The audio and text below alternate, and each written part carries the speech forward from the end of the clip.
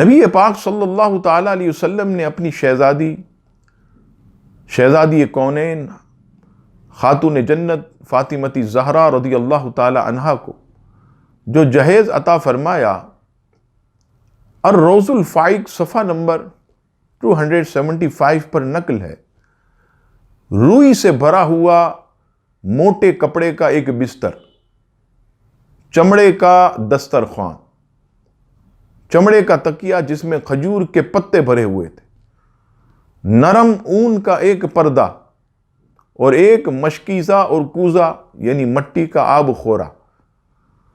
علامہ عبد المصطفیٰ اعظمی علیہ رحمہ جنتی زیور کے پیج نمبر 153 پر فرماتے ہیں کہ والدین اپنی بیٹی کو جو سامان دے کر سسرال بھیجتے ہیں یہ لڑکی کا جہیز ہے۔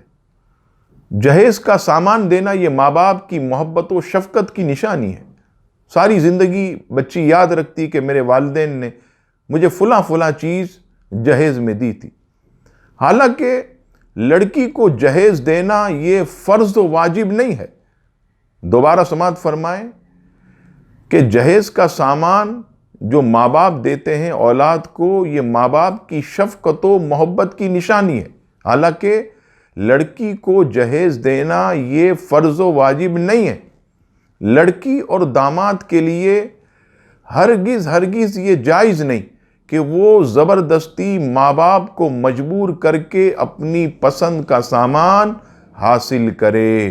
اس سے پتہ چلا کہ اگر ماں باپ کمزور ہیں، نہ داماد زور کرے نہ بچی زور کرے، بلکہ جو ماں باپ خوشی سے دیں وہ لے لے اور ان کے لیے دعا کرے، کیونکہ جہیز دینا یہ ماں باپ پر فرض ہے نہ واجب ہے، بلکہ ان کی محبت کی نشانی ہے۔ اللہ تعالی ہم سب کو دین سمجھنے کی توفیق عطا فرمائے، آمین ثم آمین۔